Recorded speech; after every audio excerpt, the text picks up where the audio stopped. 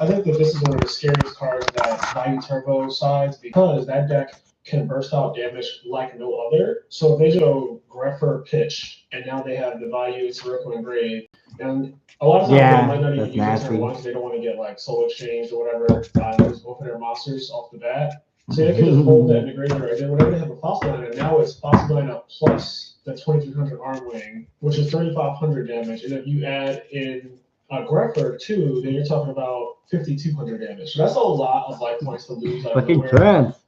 And in their godly hands, they can do stuff like I can special Greffer, discard Scarecrow, Pitch of Dark, City Value, summon Armwing, then normal summon Dyna, and they have all of that damage in one turn. So again, you just have to be really cautious. Hostile is amazing. It's also really good against recruiters, against decks like fairies, where recruiters have really bad defense and people tend to set them a lot. Shining Angel, Nova Summoner, they get run over by False Diamond and they get no actual effect. So that's a big deal too.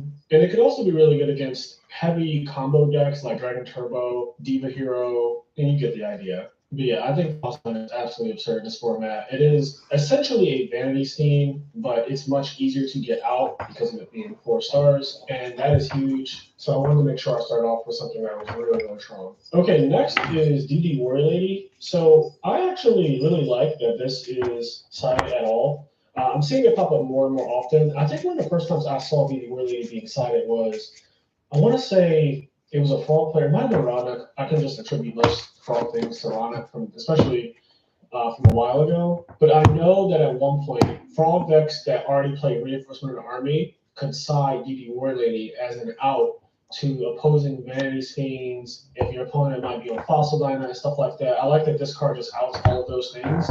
And you're already playing Rogue anyway, so just siding one DD War Lady doesn't exactly go against your total game plan. It's one of the only searchable warriors that can out things like False Dynamite and Vanity Fiend. And against False Dynamite, it just straight beats over, which is really, really good. Because then it just still sits there and it'll take another monster in theory. Also, just like I said about False Dynamite, this card trades favorably with Absolute Zero. Because if you can go 1-for-1 with Absolute Zero, that is a trade that you should always be happy to accept. Not many cards can do that to Absolute Zero. And banishing it is big too, because that means that it can't be used for the next Miracle Fusion. Like that Absolute Zero won't be a water or a hero monster for the next one.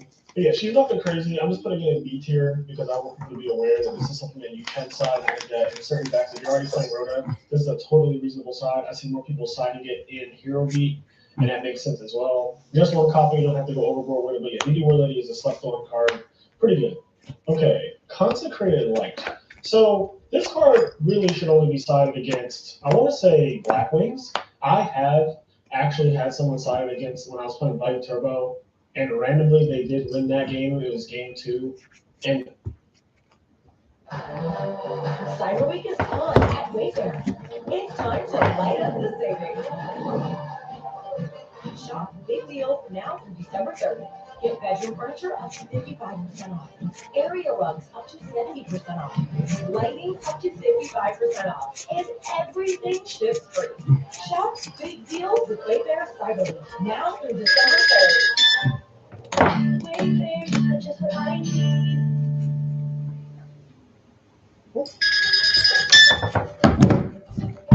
Welcome to iDocs.ai.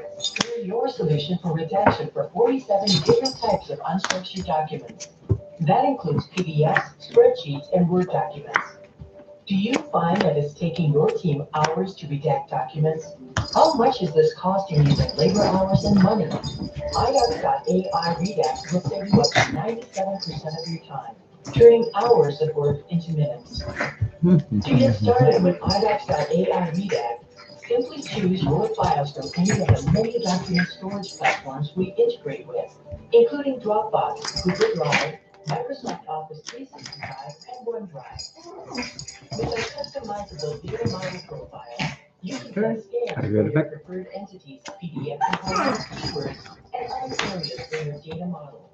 You can quickly select regulated sensitive data such as personal identifiable information, PHI, and GDPR. Once the keywords have been selected, our powerful AI engine will scan the document, flagging all the sensitive information, accurately detecting over 99% of your sensitive information. From there, You can make any needed adjustments. Would I rather get rid of your plague? Yeah. You're not scared of me taking your plague? Yeah. AI redact will scrub all the Kinda. metadata, making it TH, impossible yeah. for a third party to reconstruct the data. After the document has been Remove redacted, from it's play. now fully sanitized and ready to be shared. And then swing for nation. AI makes your redaction process secure, fast, and painless. Please visit idocs.ai to learn more. I think you should decide this against Light Turbo because it plays Okay. Go ahead. Your question. Rifle in the deck, and Hamster, I think, was still in the deck. So 6. this has like natural built-in outs to concentrate, but against Black Wings, this card is insane. Obviously, if you have it with something like the Kree, it's even more insane because otherwise they can auto with Icarus attack. But still, a consecrated light, especially if you see multiple or you establish or more, it can be really difficult. Like the first one, don't expect the first one to just solo the Black Wing deck. But the second one, dear God, every time a second consecrated light comes down, it's just like, really, bro? Like that card is really, really annoying and really hard to out. And if Neurolytics is becoming a little bit more popular, you might be able to decide to get something like that. Although I would say that's also iffy because that deck plays like a couple of Lightsworn monsters and Trying Black Brigade and stuff like that. So it's a little easier to out. The Black Wings, even when the deck sides, right, like depending on what you're playing, they can't really side all of their cards against you. Like they sometimes side Snowmate Eater or Cyber Dragon or Plus-9. But like Christia Swarm, for example, a deck that would side constantly out against Black Wings. Snowmate Eater isn't exactly the best side deck against that deck, so they can't really bring that against you. You know, they would bring a Plus-9, but then it comes down to Swing for 19. and I'm sure you only side like 2 of it anyway. You're going to battle phase. Yeah, well. It's one of the only cards that can, like, you're I will activate. Go ahead. Oh. You don't have anything. It's removed. Oh. Ha! It's okay. Damage. Scared the bejeebies out of me. I was a fucking pretty cheeky player. 23? Yeah, it's 23. God damn it. I'm not paying attention. I think this game. Alright, go ahead. Yeah, apparently you can bring control and I don't have any monsters. force Oroco, and that is an out too. So between that and Icarus attack, there are like a few things in the Black Wing deck. I was gonna try to call Hawaiian, Mhm. like, and then chain Trental on your battle phase. So it's like, Oh, I got you. Yeah, that'd been cute. I mean, I still would have drawn my card. I would have drew one. yeah, but I didn't have any monsters. It's the only thing we had. And because Black Wings is, in my opinion, the best deck in the format, and not the best deck, and literally one of the best S-tier decks in the format, Constantly Light is a card that you can forever against the format. Just because it's so well executed. Damn, look at him go, bro. That's like, that's the Hurricane in real life. I'm learning to just not side it in a lot of matchups. For example, Dude, oh my god, give him a Rock Lee outfit. All green right now? You be doing Mad Tech Jutsu. It is literally a coin flip on whether or not it's going to be good in those matchups. So think about this scenario, something like Conqueror Sounds. You're a Diva hero or Diva hero beat opponent. So Summon Shadows, they search for another hero. And then on the following turn, they go Summon Diva, and they either make like a synchro or they do some crazy stuff. At that point, DD Pro won't do anything for the rest of the game because that is now 2 heroes, Shadows, and whatever search, and 2 water monsters, Diva, and whatever they search. So that opening that I just talked about, where they open up like Shadows and then You tried enough? vice versa, however you want to slice You think you can handle whenever this? that happens, that inherently plays around DD Pro. And it is one of the reasons why I don't really like siding DD Pro against Diva Hero, unless you're siding one of it. Like if you saw one DD Pro against it, sure, because you're just trying to at that point get lucky and hope that it lines up at the right moment and it can save your life. But other than that, it's really wishy-washy. It's really a coin flip on whether or not it's going to be good. Where I think this card does shine though is against zombies and Lightsworn / Christia Sworn decks. It's really, really strong against those. So against zombies, against OTKs because they won't be able to use Mizuki or Expert or Zombie Master. Dodge! He already placed it on his board and let it go from his hand. Something there Embryonic, and then once the Embryonic's on the field, Yes, you can get rid of it. And for the rest of the game, you can kind of breathe a lot easier knowing that Embryonic is not in their arsenal anymore. So I like DD Crow for just survivability against zombies. And then I like it against Christie Sworn and Lightsworn because after a beckoning light, you can mess up their graveyard. So especially Christie Sword, because they need like the 4 fairs and summon Christie, and if they set it up perfectly, then you just crow them, and that turn is typically going to be a wash, and you just have to retaliate with something. So in those matchups, Crow is very good. Against Frogs, Crow is also kind of ass because Treeborn's at 2.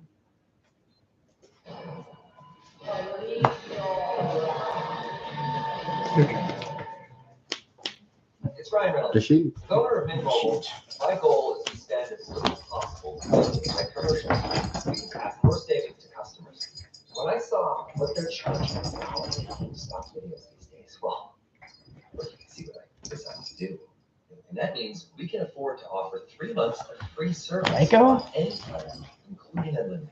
So let's all just use our imagination, okay? Just imagine someplace fast. Probably the honest cover. Then doesn't really solve the problem. If you have double crow, Honestly, yeah, you're probably right. Yeah. But just having 1 crow throughout the game, if you only saw 2 of it, then the chances of you having both are like really low. Hitting 1 Treeborn Frog is not it. Even against the hero frog list, like there's a high chance that your opponent can easily carry around. Now you know you can go. Yeah, I was thinking of taking Raikou because basically, if you don't draw anything on Solar Recharge, I'm pretty spoon. you don't have anything to play. So I was like, if I take this, I can just like run him over because he draws like something. So you draw 2 spells. Or We'll see what I draw. But it is a hand. 2 spells. Sometimes snapping like a Hero Blast or a Pot of Avarice or the Brood Dragon or Mizuki play or Plague Sweater or and then you would just like 2 pass. Those things can be This is ass. big. And again, with Polaris becoming a more popular deck, Pro is even better because that deck is obnoxious. This is ass. This is total ass. Pro is pretty good against the Phoenician cluster and Riddle stack. Like that is another way to add value to this card because being able to cut off the actual cluster or a volcanic counter is really clutch in a lot of scenarios. That deck trades damage for card advantage. So a lot of times they don't have a lot of cards, but they have a war presence with Titanial and a couple of clusters. And if you could just get rid of the clusters and Titanial's feature, that's susceptible to things like Deep Prison and all that. So DD helps in that matchup a lot as well. Okay, next I'm going to talk about Granmole. So I think Granmole is an A-tier side deck monster. It's very good. It's actually very, very good. It also trades really well with Absolute Zero, which is the reason why I have such a high regard for where it is. I think that alone is huge because to me the format is Miracle Fusion decks and then Value Circle decks. So being able to trade with Armwing and trade with Absolute Zero in a actual positive way, like I'm using it correctly this time, like this is an actual pop. That monster goes back to the after deck and then the Granmole goes back to your hand. So they go -1. Yeah, Granmole is pretty good. It's at 1 in the format, and I think that makes sense. It's also good if you're already kind of winning. Like if you're winning, if you're already in the position of having tempo, Special. You just have a monster to feel your opponent does. They have to go set a monster, and you have Granmole. We've all been there. That is one of the best feelings, and also one of the worst feelings if you're the person on the other side of it. Like your opponent establishes an alias, and you have to set a monster like Raikou, and they go summon Granmole and follow up the alias. You're mad. You're fucking big mad. But yeah, the fact that it outs every synchro in the format is a big deal. The only problem with it really is that Ghirardelli chocolate chips makes baking a bite better.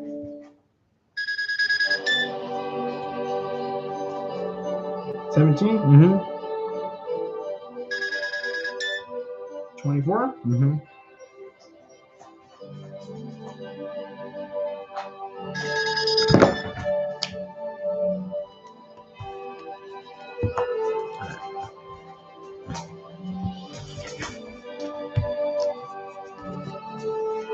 Didn't draw anything on those 2 cards, did you? Fucking Heavy Storm and fucking Cold Wave. Heavy Storm, Cold Wave, it was if you're also All-Star. not in a winning position, it's not that good. So if Feels you're right. like Shadows, Dayless, and you have Granmole, you're kind of tight. When I try to shoot this deck, a lot of times I just like, a lot of times you can just really capitalize on that and get tapped out because this deck is pretty aggro. It's kind of like I try to go for that by trap. Granmole is very good. It does come with some weaknesses, but it is still a very, very good side deck card format. Okay, Breaker of the Magical Warrior. I'm going to put in D tier. This might even be C tier, but I don't want to say D tier to be nice.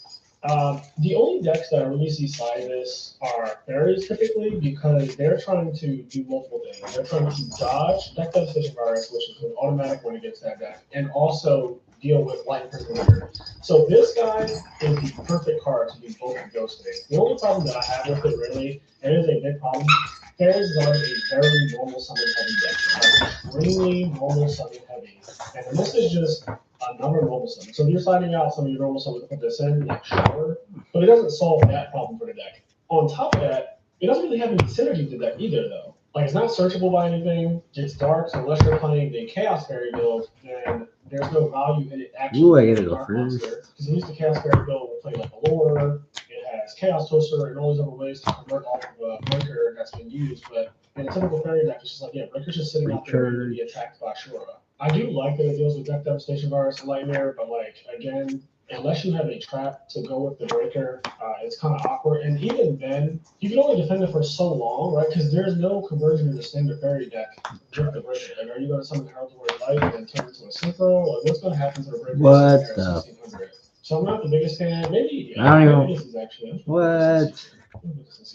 Okay, Mobius the Frost Monarch. So I've been seeing this one pop up recently, especially because one, frogs are just really, really popular at the moment, and two, in theory, it does a really, really good thing, but I think that it doesn't do it unless you have support. And what I mean by that is trap stun.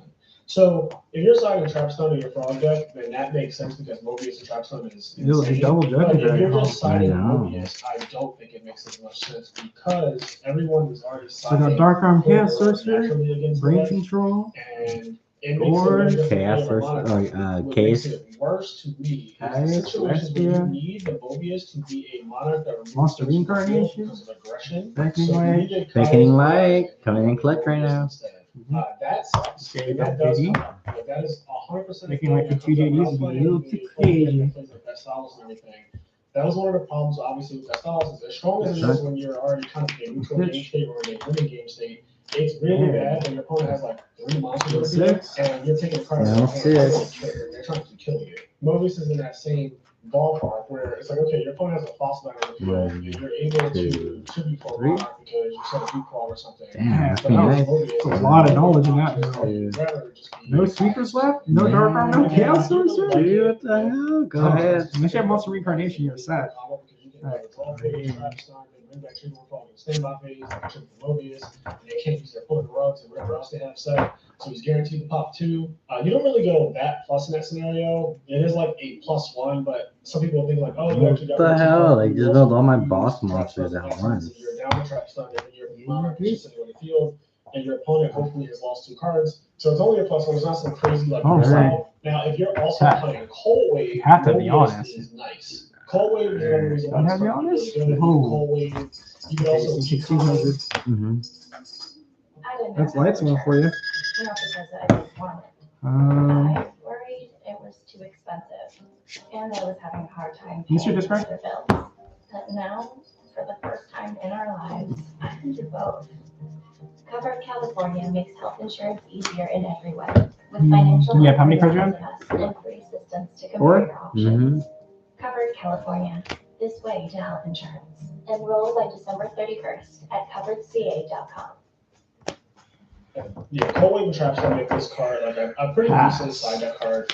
And I do like that it has synergy naturally with frogs too. Let me say that. Like, it is a water monster, so worst come to worst, you could just pitch it for Swap Frog or something, and that's pretty cool. But yeah, I'm going to place this one in B tier. Okay, Cyber Dragon. A lot of people might think this is a hot take, but I think that this card is a solid A tier. I don't think it's S tier. Okay. It used to be every side deck started off with Cyber Dragon or 4. whatever, but it's just not as good. One, machine decks are not well represented in the Edison format, so that's just the first thing. It's very rare that you're going to play against the machine deck. Okay, It's very I like rare you're going to get the contact with this thing. If you do, congratulations, you're playing 2022 Edison.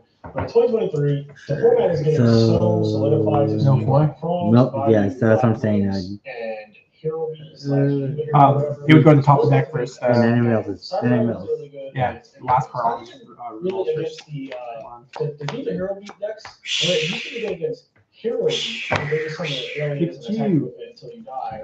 It's how You want good against I want. But the ones that play Diva on top of the Hero Beat engine, they often go like one match for Android, wanting to convert their aliases on the field and Set one, plus go their ahead. confusion play. How many cards you have? 3. And Cyber Dragon doesn't really help you in Three those situations because they're not just trying to beat you down with a 1900 monster. It's very different from the way it used to play because they added Demon and Gilman. And because most people are not playing decks like Glavis anymore, which is another matchup where Cyber Dragon would be good, that's why it's just, again, not that good. There aren't any matchups for it to be as good as it used to be. Like, I don't like this card against Black Wings. I don't like it against Value Turbo. I don't like it against Christie's Sword. I don't like it against Zombies. I don't like it against Fairies. I definitely don't like it against Monarchs.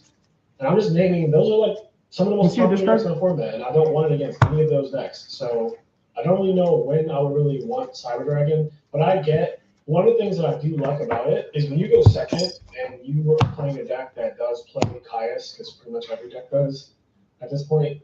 Cyber Dragon is really good at kind of stealing going first in a way. I always say this, it's like a joke, but it's really not. So if your opponent goes set a monster and you're also playing a deck that sets a monster, I think you should be siding Cyber Dragon for just those games because having this to set a Raikou after your opponent already set a Raikou is obnoxious. And it's probably just you lose the game right there. But Cyber Dragon allows you to trade favorably with their Raikou first. And you have 3 cards? And in my opinion, that's very good because then you can set your traps, you can set your own Raikou, you can do all these different things in phase 2. So Cyber Dragon is very good. That's the reason why I'm keeping it A tier because when you're going second, I think this card is You get reflected Monster Incarnation.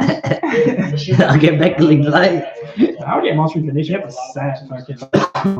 So it's actually 3 turns to get used.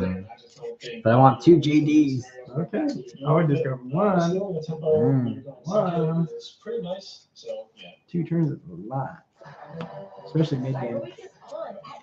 Yeah, true. And who knows? Grab other shit too. Might be able to grab Dark Arm or something.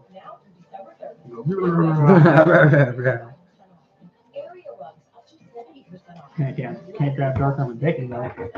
Well, I wasn't trying to. You never know though. Dark Arm's kind of better than Judgment Dragon, I'd say. Guess you gotta keep your own board. You gotta carry Dark Arm. You can't mitigate Judgment Dragon if you want to 4-rep your opponent. 4-reps you can. Alright, I could grab the Dark Arm right now too. That's hilarious. Really, really strong fight. And it's one of the reasons why I would include it in any deck that needs to set Attacking? monsters, just so you can clear away to do that or just to summon costs. Okay, Puppet Plant.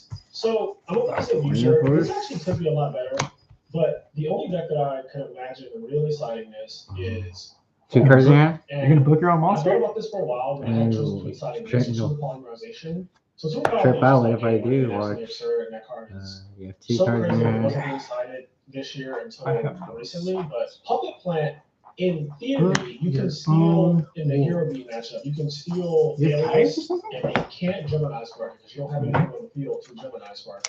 So that's one thing. That's really, really good. It's just like a clean way to deal with alias. Also, the monster can attack and contribute. So, like, you can do it alias and attack. I already did it. I already picked it up. Contribute it for something. That's really, really strong. But I just haven't tested it enough because I always felt like you don't have space to side this and Super Poly, at least not multiple copies of both. You have Maybe like one of this or something. But I didn't have enough time to test it and really see, like, is this card better than B tier? Yeah. In theory, it sounds really good. That scenario I just said, where you steal their alias and they can't Gemini Spark, and you contribute it for like a Monarch or something, and you can hit the Gemini Spark Go with ahead. the Monarch. Okay. That's amazing. Like, all of that is really great. But yeah, I don't know if it actually looks like that. But if you test Puppet Plant, let me know. Like, you play the Brawl deck and you just decide to run a couple games where you test Puppet Plant against Hero Beat. I would like to know how well that goes. Also, stealing Absolute Zero could be pretty cool, just to attack over something again, like Crossblade, and then tribute it. And even though you're going to lose your Monarch, or whatever you tributed it for, you could target back row instead, so you can just go like tribute, take it, attack over another guy, and then tribute for a Monarch and target a back row. And then that way, you clear a lot of your opponent's cards, which is Puppet Plant and a Caius or a Ryza. So I can see that being really good. Legendary Jiu-Jitsu Master. So this is another thing that I think is B tier. And the reason I really think it's B tier is because I think Snowman Eater is an A tier side deck card. Snowman Eater might even be S tier, honestly. After the year that it's been having, there's so many things I can say about Snowman Eater. Maybe Snowman Eater is S tier. I'm gonna put it here. I know, right? It gets through that Snowman dragon. Eater, in my opinion.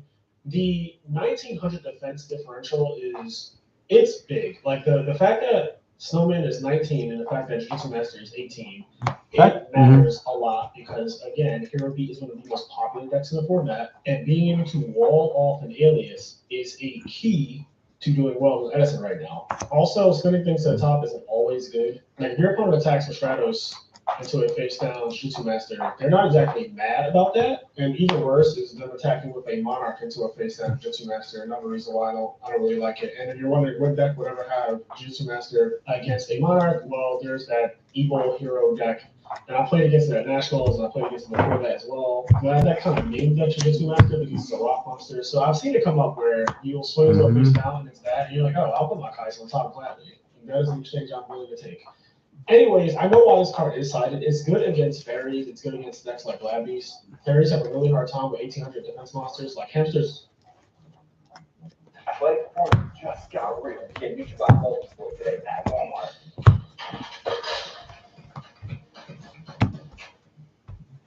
Is even more insane because spinning back a Shining Angel or a Nova Summoner or a Diop or whatever, really strong. They don't really have many things that can beat over it without adding extra layers or committing more cards to the field. So it's good against that, but that, I don't think fairies is that well represented enough to side deck Jujutsu Master. Like, we're not in a fairy format. The deck is not really that great. Whereas Hero Beat is, and also Black Wings, I think Snowman Eater is very good against Black Wings. So just off the basis that Snowman Eater is good against Black Wings and Hero Beat, two very popular S tier decks. I would say Snowman is easily S tier. It's also water, and coincidentally, Miracle Fusion format, Vayu, Sirocco format. So, like, it has everything going for it. The fact that it's a water monster is not really something to scoff at. Like, that is a really big part of it, too. But having that 1900 defense, man, that, it comes up so often that an alias will attack this face down. And even if they have a Hero Blast or whatever, it doesn't matter. Like, you're getting them to use a trap card, so that's one less trap, one less chain of trap at that you have to worry about when you're making your plays. But yeah, after deck devastating score, especially where like the whole top 8 was basically maining or siding Snowman Eater. Like literally everybody, I'm pretty sure, was maining or siding it. Yeah, that just showed that this card is worth its weight in gold right now. Thunder King Ryo, I'm actually going to put this in C tier. It's the same thing with Breaker, where fairy decks decide this card because it gets around deck devastation bars. So I get that part, but the problem is it's not really good against many decks. Like most of the S tier decks, Thunder King just doesn't come in against. Like you don't bring it against frogs. You don't bring it against. You could bring it against Hero, but I think that even that is kind of like meh because Miracle Fusion and it just crashes with enemies, and it's a Hero Blast target that just gets absolutely ruined by it. Like you just 36 Hero Blast right there. It's decent against zombies. I'll give it that. Like Thunder King is genuinely decent against zombies. But yeah, like Black Wings, Vayu, Frogs, Diva Hero, I really like Thunder King against those matchups. Where I think it does shine, it's pretty good against Dragon Turbo. Again, it can be good against Hero Beat turn 1 specifically when they have their Rotas and E-calls unresolved in their hand. Like, yeah, that can catch them pretty bad. And I'm trying to think of other matchups where I would want Thunder King. Like, it's not like again, Zombies is pretty decent. You stop Goblin Zombie from searching, which is good. But not much else. Like, any deck playing Hamster, Reiko, Kaius Engine, you don't. It did right there. If you'd hit my back row with the Kai's, I would have. Never really have been. And the same is true. So Kaiju the Ghost Destroyer just pull out Red Bombs early. Now, just because of how popular the decks are that it's kind of good against, but it maybe just letting it die though. Yeah, so maybe just let it die. Interrupt my play. To be able to get the damage off. It can be good in a Vayu Turbo Mirror match, and it can be good against Frogs, but I'm using can be because it's very coin flippy whether or not it's going to be. Especially now that the Frog decks are playing Alias, like I have been a big advocate of adding the one Alias to the deck, and it seems like a lot of people are following suit with that. And that just helps to out this card cleanly. If you're behind, Kaiju is one of the worst cards. But I do like that Divider Turbo deck. It sides out its hamsters and Raikos and stuff like that against Monarchs to put in things like Kaiku and False Mana because setting monsters is deficit against Monarchs. So in that regard, like it makes sense for that specific scenario, but I really don't care for it a lot of the other times. But it is something that it's a nice love. It reminds me of Sword Release. Like I would say Sword Release is relatively close to Kaiku in power level. Just like if you're gonna side it, just side one copy. Like don't side more than one copy of Kaiku, don't side more than one copy of Sword Release. And when we do the monster when we do the spell side deck tier list, I'll talk more about Sword Release then. But Kaiku and Sword Release are very similar to you just side one copy of it and If you see it, nice. If you don't, you're also just not mad about it really. But because it's such a narrow side deck card, I have it in C tier. It's very, very, very narrow. Actually, that's what you need for your side deck. It has Breaker. good attack stats. Like Breaker? just not exactly The reason why I play good. breakers And because you again, play if my you're sword. in a good position, it's just not that good. People are going to start Right, fighting. right, Yeah. yeah. So Like, the after truth that, it's about like this one is that anything that's siding this that is or probably giant tree. I also guess you don't doing really it need with breaker, about it, but right? a lot of people There's say no like deck breaker or that something. that So side that's one. clocking Virgo that also isn't easy to make a copy. But I do notice that most of the decks that side clocking Virgo, they only play one of it typically in the main deck, and then they side like 2 copies. So this is a real side deck card. Typically it's just dragons I'm talking about. We're just being transparent. It's just dragons. I think this is a pretty good card though. Like it's very, very good for the dragon deck. Like it's up there in terms of flooding out an opponent that's playing a lighter dark deck. It's 1900. That attack stat is insane. I've been very frantic around this card because it can just allow that guaranteed damage the same way Fossil Mana does. Like sometimes it just absolutely out of nowhere, you could just lose the game if your opponent summons Red Eyes, summons another guy, and then normal summons Quacking Virgo. So it's 28 plus 19 plus whatever else they brought out. You could just die out of nowhere. And it doesn't care about the rules of Battlefield or anything like that. You can Okay, so that one passed. Virgo is a nightmare card.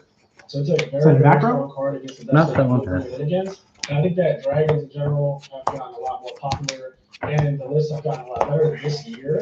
And also the fact that Quacking Virgo happens to be good against a lot of the S tier decks. And so many of the S tier decks are light and dark decks, right? So yeah, this card is pretty decent.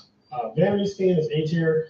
I don't have it quite as high up as Spotlight because it's a tricky monster, but it is very, very strong. It can just win games on its own. Like this and Spotlight can, and obviously Draco too. They can all just win games by themselves because that's the nature of a floodgate. Vanity Steam Yeah, can be very hard to out. And I'm a big, Yes, big please. fan of it, but I think that some of the games that you lose are because you couldn't stick a Vanity Steam or it was awkward to stick a Vanity Steam. Like your opponent did something where it's like, damn, I had Vanity Steam here and I wish it was anything else because I don't have the board presence to really establish this thing and make it meaningful. But yeah, it can totally just solo a game.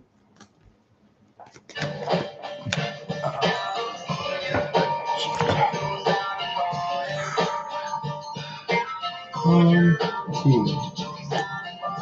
Have the gift, which is a little scary. Rock is foolish for the It's last probably piece. happened to you before at Yeah. some point during the format. Har har har har har. Vanity Steam is very, It's gonna very have to be dark. Electric Virus, I would put in the I was same hoping. tier as like the Dark Puppet Arm. Plant. In theory, against dragons, like this is an insane card, and we've even seen Carpath use it when he won. Cards in your hand? Deck Devastator. Four.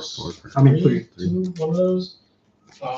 This came up a lot. It was, I think, the actual reason why he said he won the tournament is because he happened to decide this because he knew that his worst matchup was like dragons, and this card is basically a god card against that deck. Like if they summon double Red Eyes, this can take one and crash them, and that is something that is not common with Brain Control.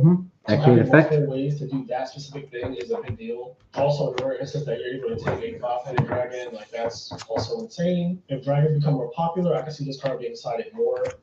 Like frogs can definitely decide this. Frogs can decide Puppet Plant. Like the crazy thing is the frog deck can just morph into a way where no matter what the format becomes, it can become more narrow with its side deck options to just Swing for 21. stop the decks that are becoming too popular. So if dragons became too popular, or if Hero Beat became like, I don't know, 60% of the field, which probably will never happen because this is Edison, but if that were to ever happen, then cards like Puppet Plant and Electric Virus, they can be sided And they're phase really milk. strong. And I think that Electric Virus could be sided by other decks as well. Any deck that's playing like double or triple Caius could probably get away with it too. But yeah, I do like those. In theory. Okay, Sirocco. So I'm gonna put this at A tier.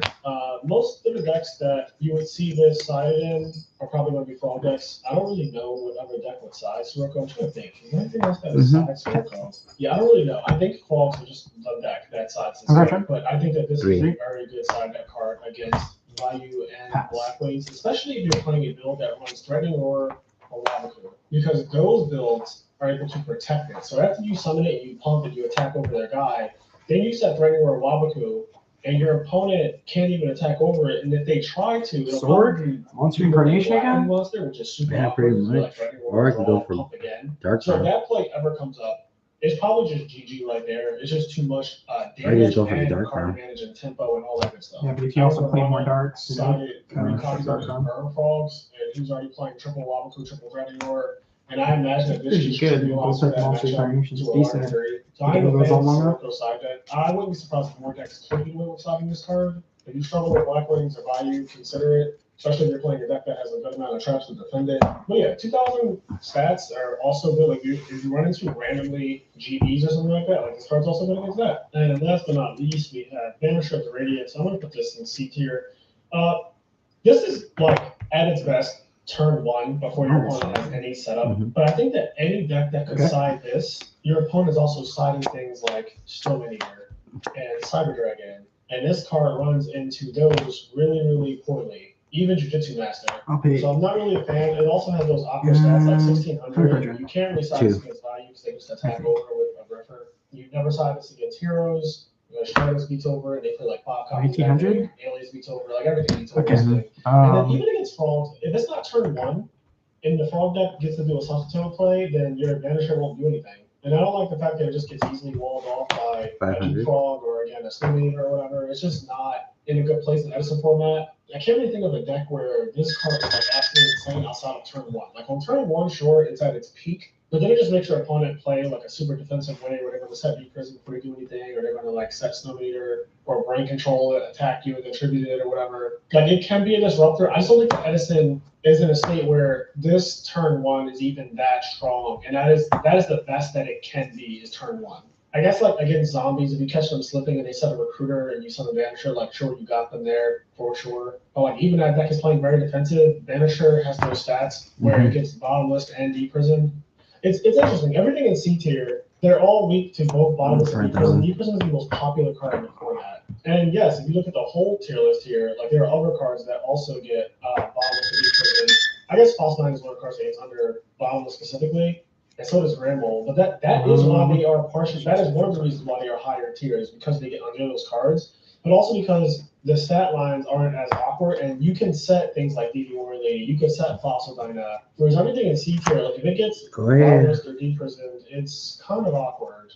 Breaker can get some value beforehand, but that card is just asking to be bought. Like if they have bottomless, it just blatantly will just cause them to flip it. Look at it right here, all hanging out, chilling, watching the game. Game state is at the time where your life points are. But like, yeah, Vanisher is a card that I feel like with 3 D prisons and a lot of decks, and D prison being the most popular card in the format, it's not that scary if you open with it, because every deck that you would play this against probably has some form of disruption against it as well. But yeah, let me know what you guys think about this monster side deck tier list. I'll definitely be dropping one for spells and then one for traps as well. But I wanted to get the ball rolling with this at least because I feel like it would have been too much to try to do all of the side deck cards in one video. There's I think I have like 50 side deck cards that I wanted to cover. And also, if you see anything missing here, let me know in the comments. But these are the ones that I destroyed by battle, right? I went through a lot of deck lists that actually have top tournaments. Destroyed by destroyed and sent to the graveyard. Cards that people actually have been siding in top 8 deck lists. I don't want to get too fringe and start throwing out siding options that I really don't see anyone siding. Like I kind of wanted to cover Jinzo, but I was like, I don't really see anyone siding Jinzo.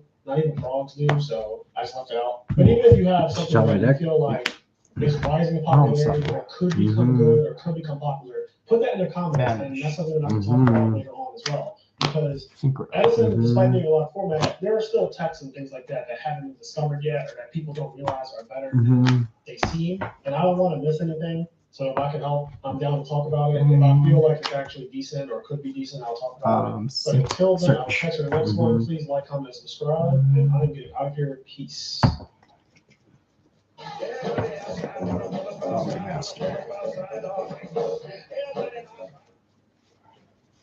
Attack. You take 20, 50. Here we are going to be going over Edison tier list. I'm about to make one right now in front of you, and this is the knowledge that I have since changed since I think the last one I made was in April of 2022. So if you ever want to compare like the way my thought process has changed since then, that video is available on the channel. There's been a lot of things that have changed my mind about the way I view Edison format. Now that I'm a year in and having played a lot of the better decks, I feel like, and seeing what their strengths and weaknesses are. I missed it. All right, figure it out. We got the trap. We got the trap. I'm very, very opinionated.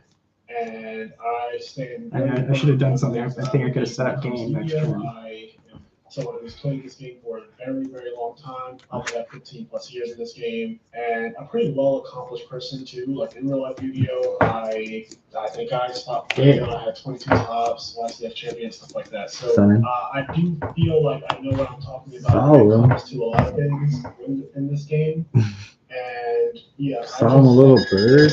Yeah, saw him the bird. All right, what can I do now? Go ahead. We got game.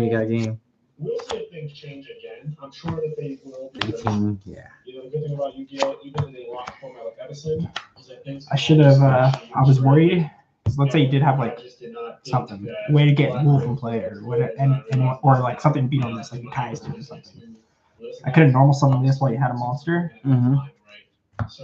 and then pulled him out, used the card I drew to bring out Plague, and then could have gone like Armory Arms and then Stack of Plague with this Pulse Fighter. Just so if you did have something to like come back with, I could have Armory Educated. I didn't see the line because it's not. It wasn't like an Army Educated that turn. It was just like I could use the effect that turn. Got a little more damage too. But there's like a lot of debate in the community over which one is actually better. Have it in play for next turn. Supposedly the pure build beats the hybrid build. Very niche though. Basically, Black is trying to play Dark Record if you're wondering, and the hybrid just plays like Record at triple value. Puritan play one value, no Records at all. Usually ones are 18 monsters, which is just 3 of every black that you can run. 1 Gale, 1 Dark Art, and that's pretty much all of your monsters, and then it's just a lot of defense. And then so hybrids been around for a while, and both of those are very successful. Also, Bio Turbo is very successful. I'm pretty sure Blackwing variants in Bio Turbo have the most wins of all in Edison format, starting from 2022 and currently. So you add up every deck that has won a tournament, or add up every deck that has top like all the Melty and Turner. Blackwings in Bio Turbo from let's start. RBT1 up until right now, now, what the? as I'm recording this February 3rd, Come on, zombie. I feel like Blackwings and Fire have the most tops and the most wins.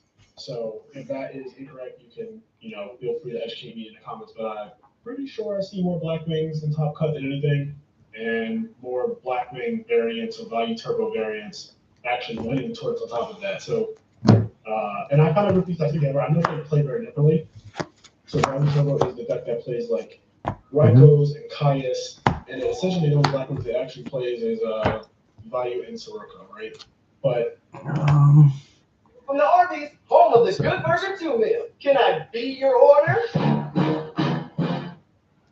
the engine to fuel its main goal, which is to really put a lot of damage on the field and kind of control the game that way. And yeah, it's a very good deck. Both of them are very good. I'm not a Value Turbo fan personally. Like, it's not my cup of tea because it sets monsters often. Like, usually people play like Screeper, Hamster, Ryko, stuff like that. I don't like setting monsters if I don't have to. And that's just a personal thing with me. There's people who are happy setting all the zombies and Rykos and all that stuff. I personally do not like it. So it is not for me, but I still acknowledge the deck being good despite the fact that it's not for me. That being said, on top of the decks that I will say more about Black Wings real quick. Because a lot of people do wonder, like, why am I so adamant about Black Wings being the best decks? And there's a couple things that I think really just set it apart. One of them being its consistency, which cannot be understated. There are a lot of inconsistent things about this format, right? Like, all of the decks don't have a lot of searching going on as modern Yu-Gi-Oh does. In modern Yu-Gi-Oh, you create your hand, or you do the same exact thing every single game in modern Yu-Gi-Oh because all the decks have all of their cards all the time available. Every card kind of searches every card, or every abstract monster searches the rest of your deck. So you always basically do the exact same combos in modern Yu-Gi-Oh. Like, if you ever watch any modern Yu-Gi-Oh, Tier Elements or Floods or any of the modern decks, when they start playing, they end up with the same boards pretty much. And there's a level of consistency that is represented in modern Yu-Gi-Oh that Edison doesn't have. You got Frank soon or what? Go backwards. So for me, I wish. I'd be down. Around 2016, Frank's get you a fucking Necro card? No, I'm not gonna go all the way to Frank just for a Necro card. Got to a point where it was playing like diagrams and stuff like that. I was out of the game. Maybe the funniest thing in the world. And Hi, we came all the way to France, drove for an hour and a half for one necro garden. Let's see what we can find. I was confused on why every deck just seemed so bad because I'm used to Necro garden and a puddle. Crazy amount, like Necros was back in 2014, and Necros is exactly what I was talking about in the sense that you get a puddle create too. your hand and you search whatever you need always. Like every game is basically the same in Necros in the sense that I'm always going to do like Valkyrie, draw 2, Brionic, pitch to search a guy, Shuri search, Trisha Liu if you have the. What do you think if I drop Groth? Lower the life on count? So put in another dark. And that just became the way Yu-Gi-Oh was for a very long time, and it probably was even like that before. Like Dragon Rose is very similar to it in the sense that you do the same thing every game as well. You get my idea. The Edison format is far removed from that level of consistency amongst all the decks. They're just very, very underpowered, and that's what makes it fun, though. You're not getting me wrong. There is something beautiful about knowing that you are going to get at least 2 turns, and cards like Gold Sarcophagus are playable. Like the fact that Gold Sarcophagus is a playable card in this format, when I first came back to Edison, and people were playing Gold Sarc, it just seemed crazy. You don't get 2 turns around a Yu-Gi-Oh! You actually do not get 2 turns to wait on a card. Like that is not a thing that you can afford to do ever. So yeah, Black Wings, it has a lot of consistency. A lot of your hands are very similar because it does play 3 of all of its cards, and its cards do a lot. Well, Just did you answer there? That's something else that is crazy. all right. What I mean by that is On your card one Shura getting over a monster is literally a plus 2, right? Like You got games? 2 cards? He summons a guy once he kills that monster. That's another plus 1. Like that is actually just a Shura attacking a guy and killing it is a plus 2 right there. So that's really insane. And Blizzard by itself, well, I shouldn't say by itself, but Blizzard with a guy in the graveyard is also a plus 1. But then when it is just not a plus 1, so when you synchro with the guy, let's say you bring back Kalu or you bring back. Oh my god, I was right. It's go regarding or Brionic. I just think that there's something absolutely ridiculous about your That's 50. That's game. The entire format, which is Brionic, or a 2800 beat stick, or a 2800. You want to do a sided game? Yeah, we'll do a sided game. That is insane. Also, the fact that the effects of bringing back Gale is extremely ridiculous. And then it to play really broken cards like First Attack, and that card helps to invalidate a lot of the decks that are going to be in B tier and stuff like that. Like, so many decks that rely on gimmicks. First Attack just kind of makes them feel bad. Like, right, you see Just Desserts is on this tier. It doesn't think that's like Change Strike, for example. Change Strike is theoretically, you can play Change Strike. You can play Burn and Effect theoretically, but Black Wings has a built-in end phase card that can absolutely ruin you trying to just set 3 or 4 or 5.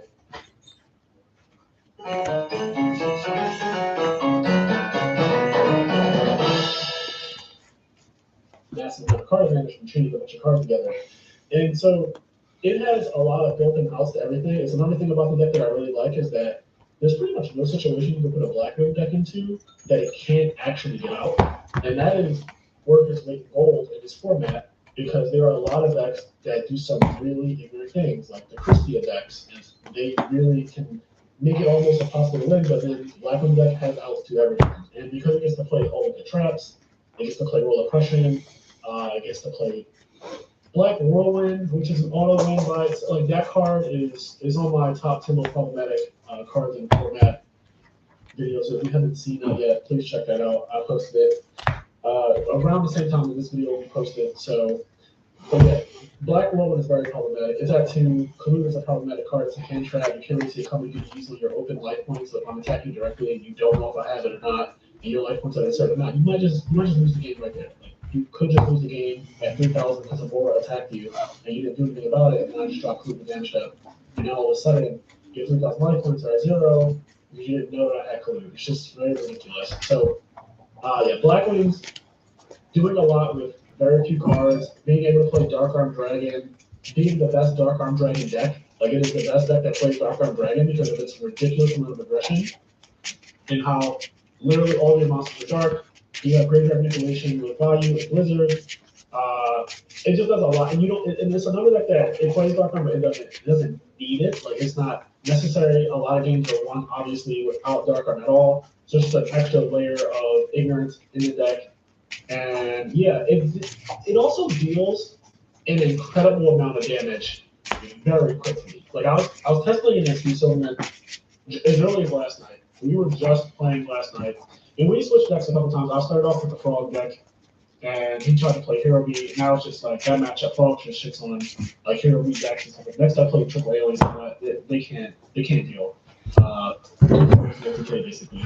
But like also Monarch's not all the cards, so that's the whole thing in itself. But when you switch to Black Wings, I started getting absolutely destroyed playing Frogs, right? And I'm playing like the top players Frog list, and there's no amount of plays that I could make that would change the outcome of those games that I lost, because it will be stuff like, obviously he just wins because he opens up Whirlwind, and that is a lot of advantage just there. If I can't out the Whirlwind, it's too much. And if I do out the Whirlwind, what it costs me to do so, like am I now kayaking the Whirlwind, leaving up this Blackwing monster, and then am I attacking to the Blackwing monster after he blatantly searched for me? It's very awkward.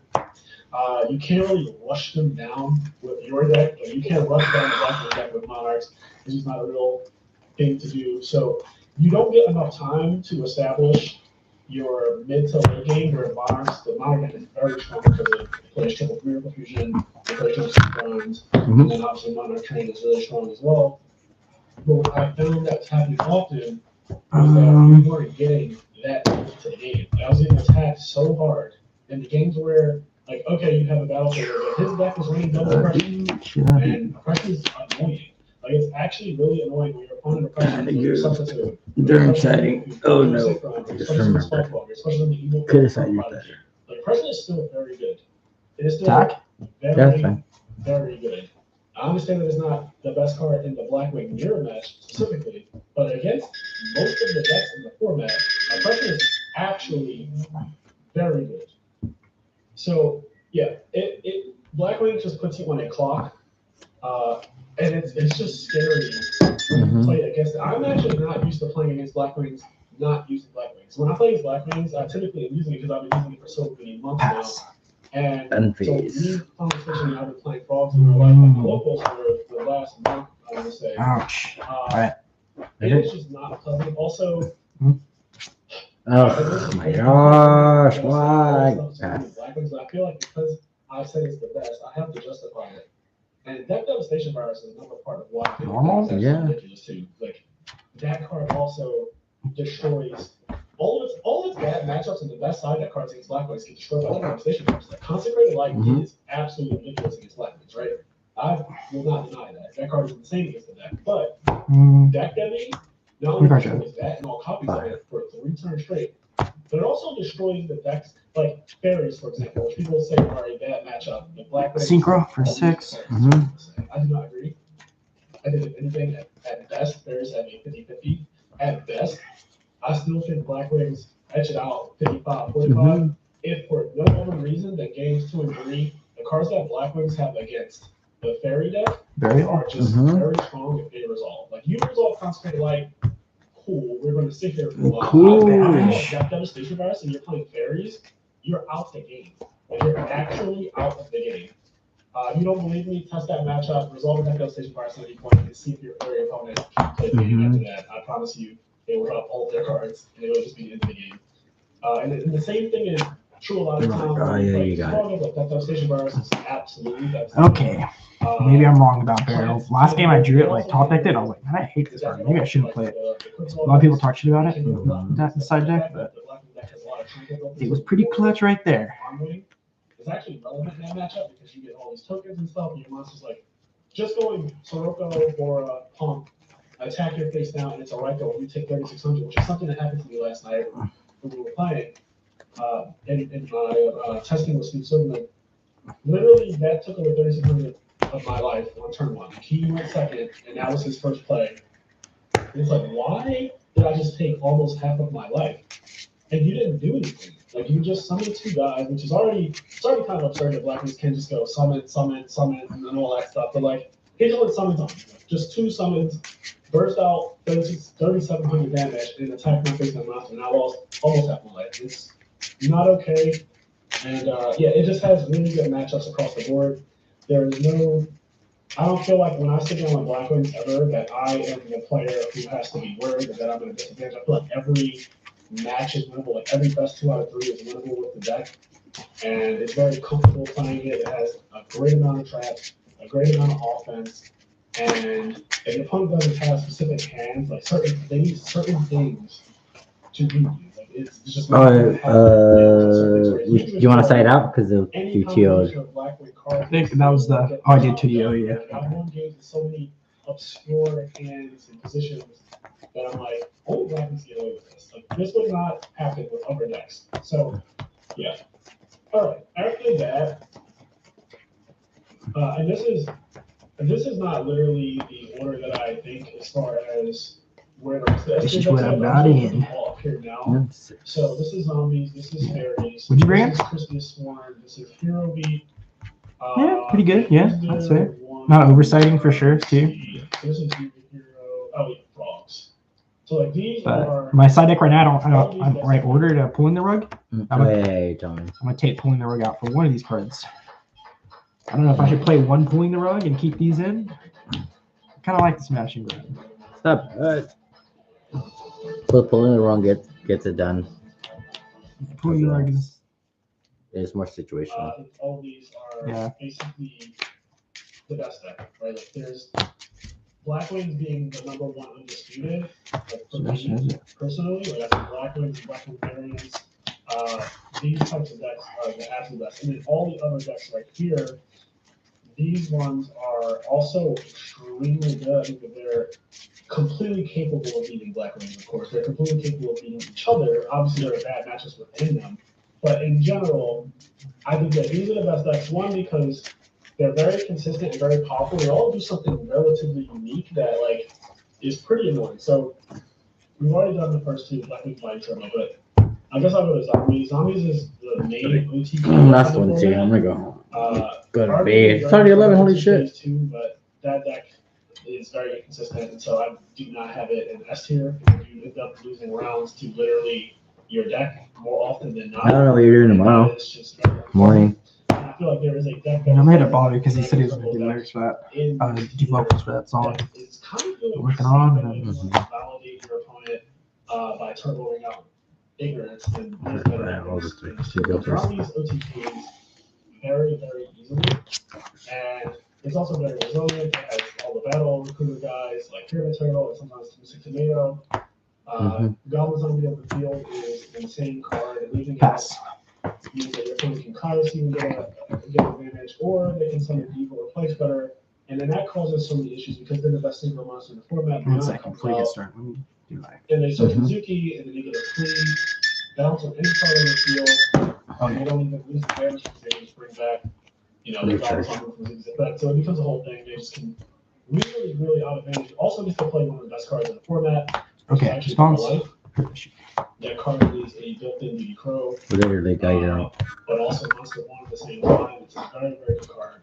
It makes zombies extremely scary.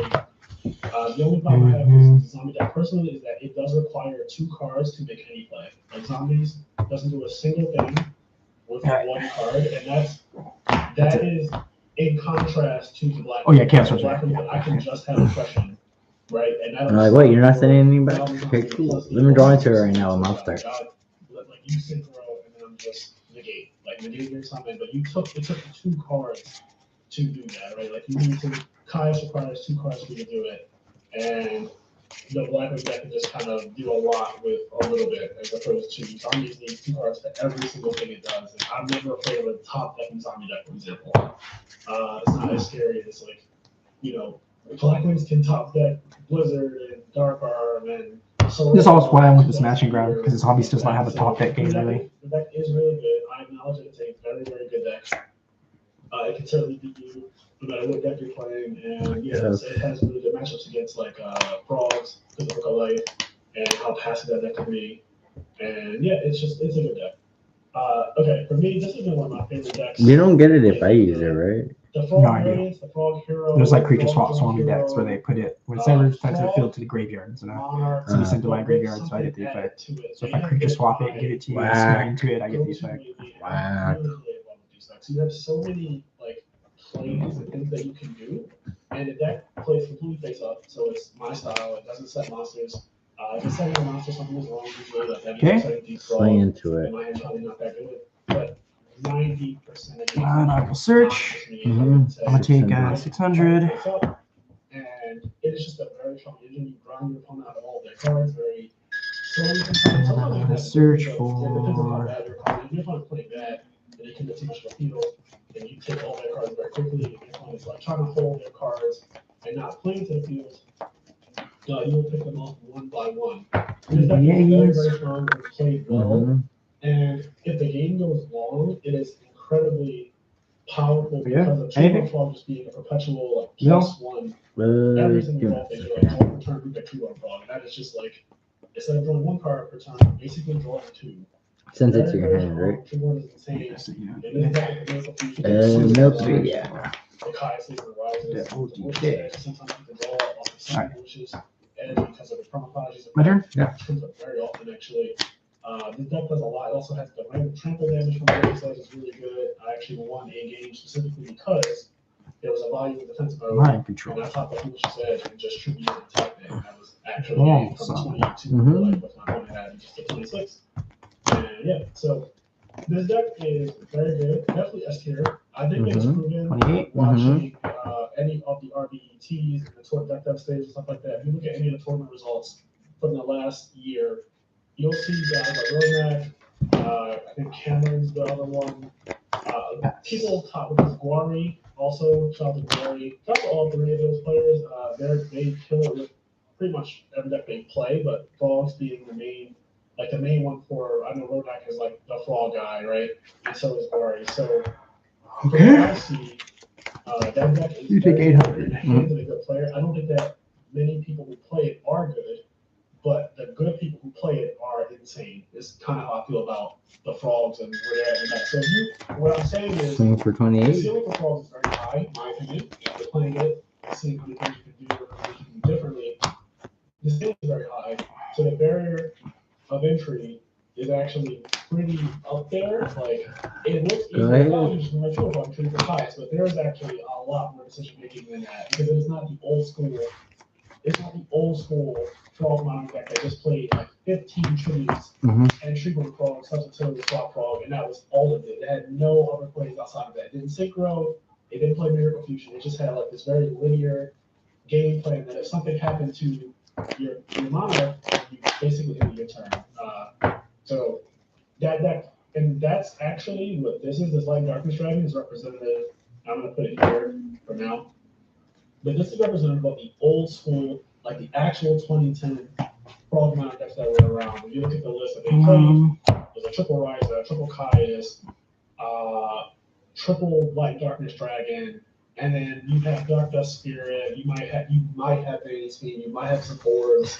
Just like a bunch of triple monsters, and very linear in what it does. So that's what this deck is. Here. But this. The 2022, 2023, the way Frogs being played now is so different from what they were played 13 years ago. And I would not consider these decks to be on the same team. Also, just like the way substitute is being used now is so insane. I'll also say that this substitute can be representative of the Frog FTK/OTK deck that like Frog Slicer is known for. I hope to God that never becomes popular because it is very unpleasant. Just the amount of time it takes is unpleasant, right? Like, if nothing else, because no one really wants to play against OTK/FTK like this, but if it was quick, that'd be one thing, but the fact that it takes so outrageously long to finish your combo is just really, really unpleasant. So I will have it also technically in S tier because it does do well, pretty decently, like a pretty decent amount. But luckily, it's not well represented, like the FTK/OTK version of this deck. So I'm glad that it's not well represented. Anyways, the next deck is Fairies. So this is representative of the Fairy decks that are like Triple Shining Angel, multiple Christias. If you look at the deck that won RBET Glorious, that's basically what this is. I think last year, I think Fairies 17 3K. Same deck. Never saw any numbers. Keep going. If you're good, but it's also good against bad players because Herald One's Light You have to be on 17 boys. Oh my gosh. And it can be very ruthless. Like I literally Game two. remember a situation when I first started playing fairies last year, and someone was playing Glabbies. You want to say it or no? And he cold waved me. And It's up to you. for like I do want to test play. tiger, Yeah. Okay. You know, Jizars, I do wanna- and I just heralded one flight it. And when I tell you that that is one of the most awkward situations because I'm under cold wave.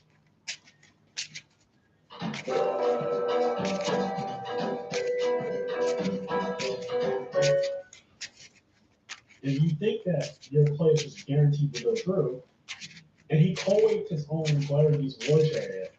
So like, in a weird way, it's like damn because if I heralded one flight in this situation, I don't even think he was considering at the time because no one was playing fairies until I brought it to my local. Like, it literally was not playing at all. I don't think people knew what it was until I brought it to my local.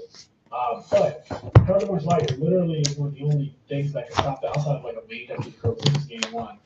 But he locked down my chariot, and then I was able to just herald one light him under cold wave, and now he's on cold wave.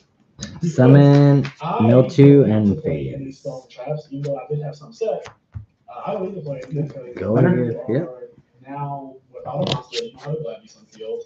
You committed 2 cards to that play, Prism Test Tiger. I gave away 2 cards in my hand, my Herald, whatever it was, and so now I'm closer to some Christia. So I have the field presence. On the next turn, my traps will be live again. Your cold is going forever.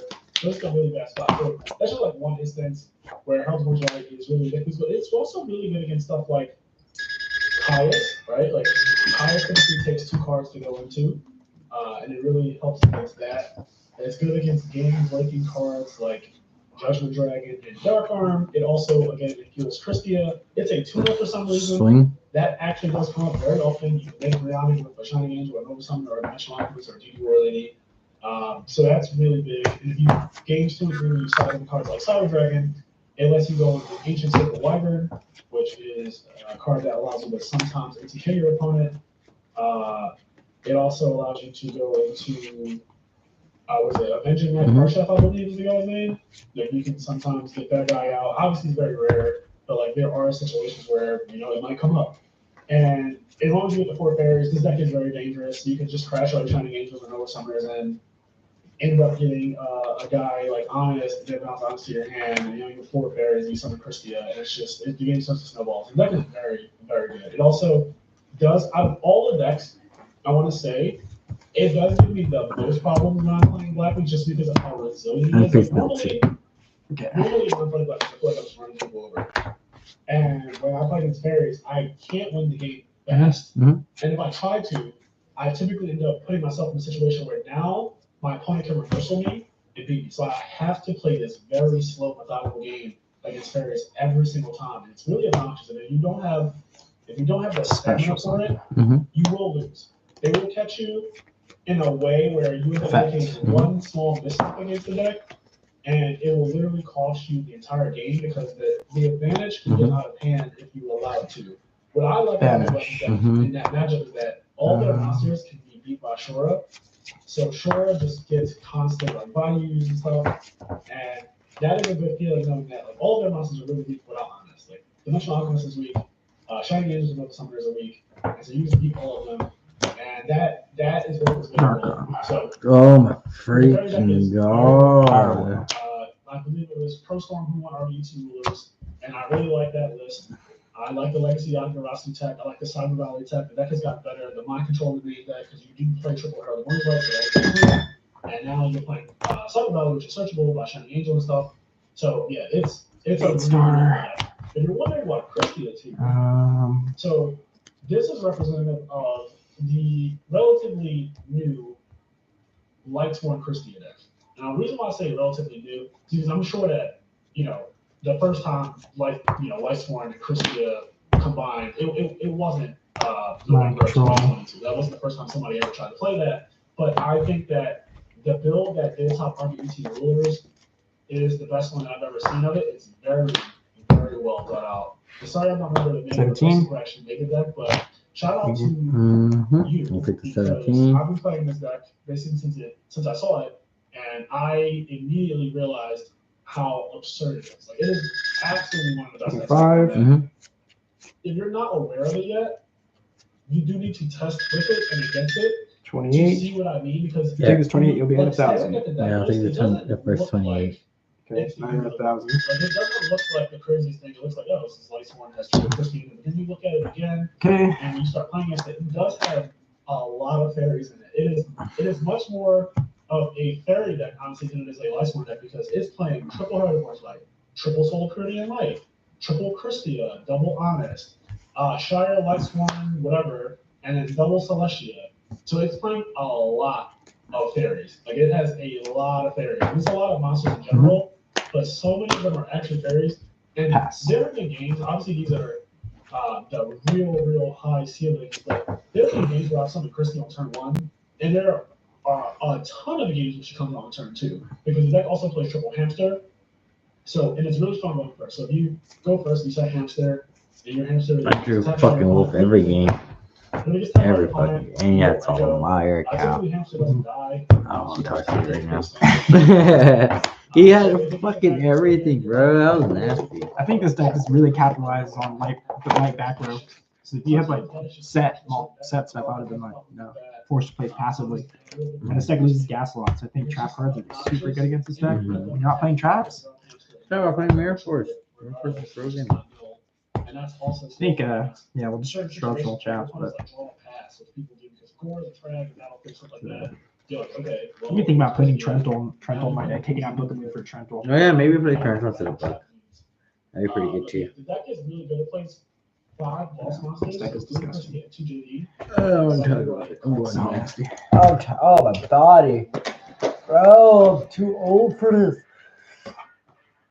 Oh my god. I'm way too old. I'm way too old. In my opinion, it does not mean deck heavy storm. It does not mean deck MST. And I love that because the psychology behind not main deck most cards.